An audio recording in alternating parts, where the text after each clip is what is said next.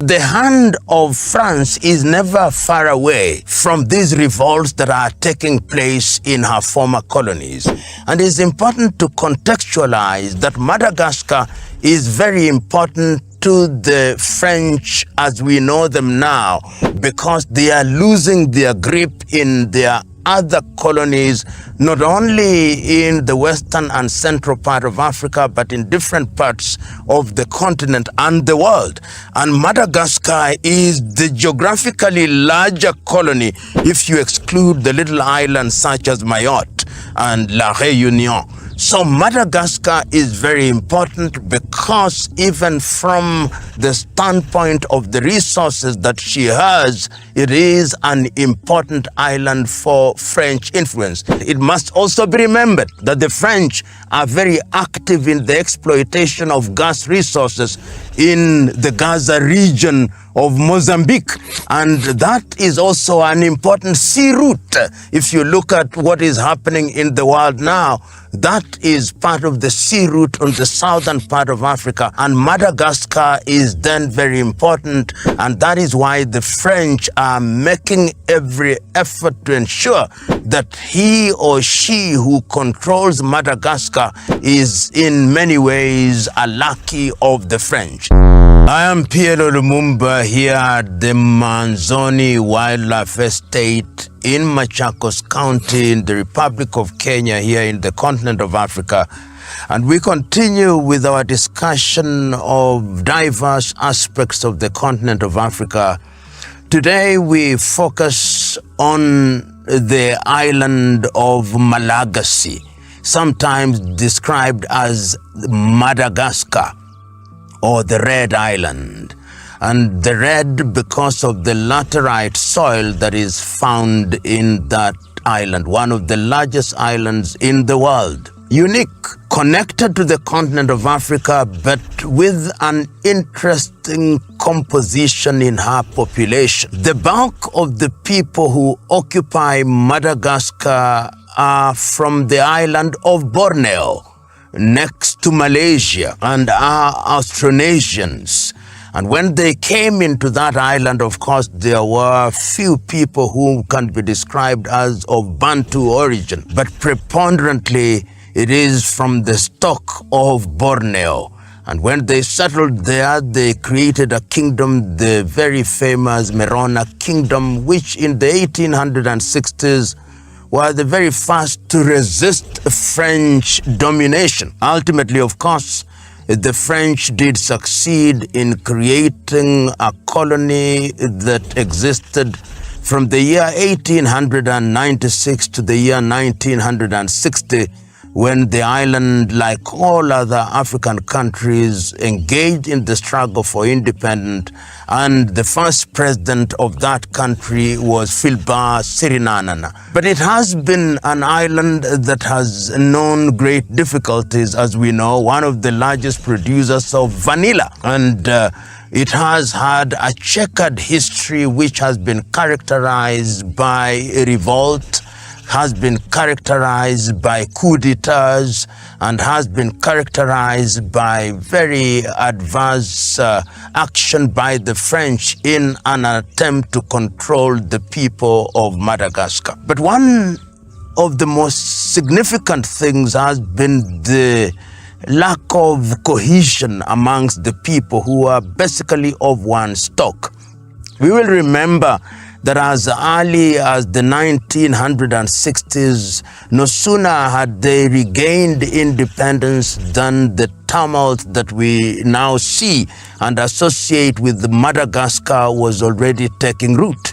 Philbert Sirinanana, of course, became the president, and very soon after, in the 1970s, Didier Ratsiraka. And Didier Ratsiraka is the much more famous of the presidents of Madagascar, and he too was to face revolts from the students, which all actually sets a precedent that students in Madagascar have never been silent whenever they have felt that the affairs of the country have not been run as well as they should have been. The Didier Ratsiraka administration itself was removed by the administration of Marc Ravalomanana. Marc Ravalomanana also occupied that political space for quite some time, but the economy did not improve as it should have.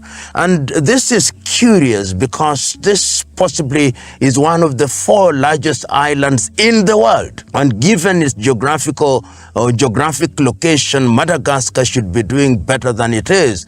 But for some reason, opportunities for young men and women have not been as forthcoming as they should have been, with the consequence that every other circle we see the conversion of the students, culminating in the removal of Marc Ravalomanana by a young man who became the symbol of revolt, Andy Rajuel. Andy Rajuel was a DJ, and his claim to fame was that he was a good DJ. And when the revolt took place, he remained in power for over 10 years. During that period, one of the most curious things is that he had never dropped his French citizenship.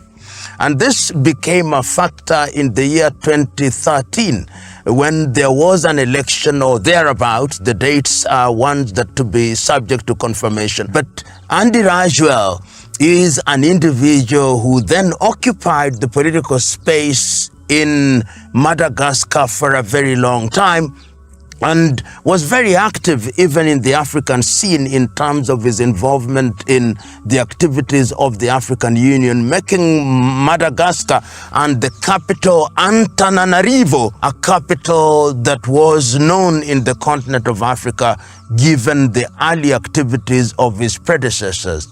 But the year 2025 became a difficult year. It became a difficult year because young people, particularly the student population, felt that the administration of Rajuel was no longer doing what was necessary. And those who have had the opportunity of visiting Antananarivo will be thoroughly disappointed at the state of facilities, particularly the universities, when we are talking about the 21st century and a country that has such great potential. The consequence then was that the student rose, and with the students, the population rose, and what essentially was an economic revolt led to the disappearance of Rajuel in the year 2025. And even as we speak, in the early parts of the year 2026, there is debate as to his actual location. Some say he's in France, some say he has escaped, but nobody quite knows where Andy Rajuel is. Immediately after he was overthrown, and of course, he was replaced by Michael Radiananana, and that is the current administration that we have in Madagascar. But there is a problem because the students who thought that they had led the revolution are saying, but nothing has changed. The situation is as it was when we had Didier Ratsiraka, when we had Marc Ravalomanana, when we had Randy Rajuel. But one can say that it's too soon. But the tragedy is that when people want change, they want microwave changes and instant coffee changes. And Madagascar now finds herself in a space where revolt is what is the norm in that part of the world. The question is, and I think this is a legitimate question to pose, that the hand of France is never far away from these revolts that are taking place in her former colonies. And it's important to contextualize that Madagascar is very important to the French as we know them now, because they are losing their grip in their other colonies, not only in the western and central part of Africa, but in different parts of the continent and the world.